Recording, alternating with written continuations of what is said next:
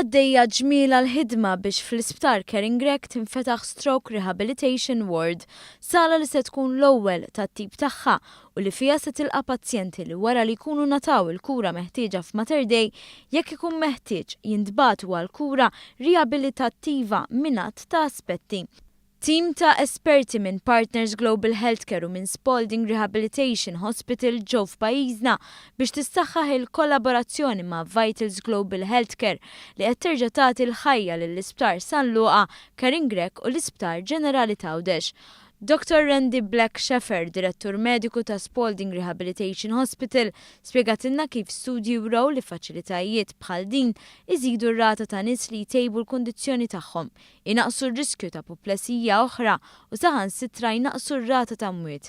Dan permezz ta' programm ta' riabilitazzjoni rigoruż. In a stroke rehabilitation unit, treatment is intensive. Patients will receive at least 3 full hours of rehab therapies per day during the week. And the patients need to be able to tolerate that and to engage in those therapies and to benefit by them. Fil-waqt li staqsejnija dwar kemm konfidenti li dan il-proġett f'pajjiżna se jkun suċċess, Lynn Brady Wonier, id-direttur tal-programm ta' apoplesija fl-Isptar tar-Riabilitazzjoni Spaulding, spjegatilna r-ruoli diversi li jaħdmu għar-riabilitazzjoni tal-pazjenti. I think extraordinarily confident at a very high level of success.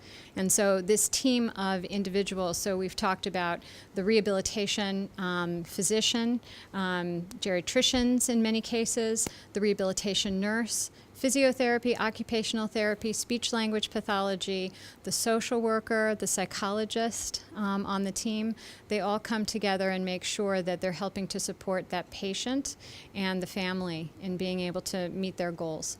Dawn il-professjonisti l-koll saħħu li hu imperattiv li dan it-tim jaħdem flimkien għal ġid tal-pazjent. The rehab team sits down together to talk about all of the patients and how they're doing and whether they're progressing and what the problems are and how to address those every week, at least once a week.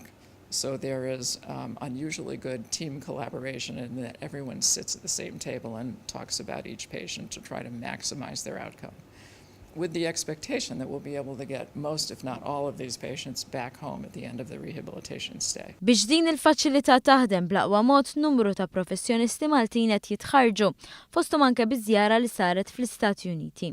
Joanne Fucillen, nurse executive fl-Isptar ta' Riabilitazzjoni Spaulding, innutat il-ħidma effukata mill-istaff Maltin biex jissaħħaħ is-servizz f'pajjiżna. This is my first visit here to Malta. And I've been very impressed with the passion and the commitment of the staff to assure that they're providing optimal patient care to these stroke patients. They've been very eager to learn.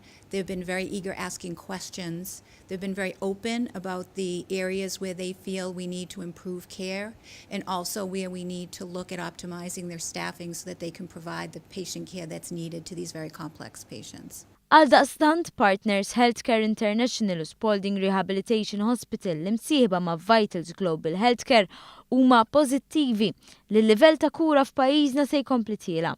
F'dan il-każ fir-riabilitazzjoni għal ħajja aħjar wara apoplesija.